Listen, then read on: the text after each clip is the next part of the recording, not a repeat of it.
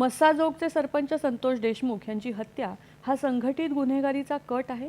वाल्मिक कराडच्या मार्गदर्शनाखालीच हा गुन्हा घडल्याची पुराव्यांसह माहिती न्यायालयाला दिली आहे, असं या प्रकरणातले विशेष सरकारी वकील उज्ज्वल निकम यांनी सांगितलं। या प्रकरणाची सुनावणी काल बीडच्या मकोका न्यायालयात झाली। या कटाचे सर्व पुरावे सरकारकडे व्हिडिओ आणि ऑडिओच्या स्वरूपात आहेत। या प्रकरणी काही मागण्यांचे अर्जही दाखल केल्याचं उज्ज्वल निकम यांनी सांगितलं।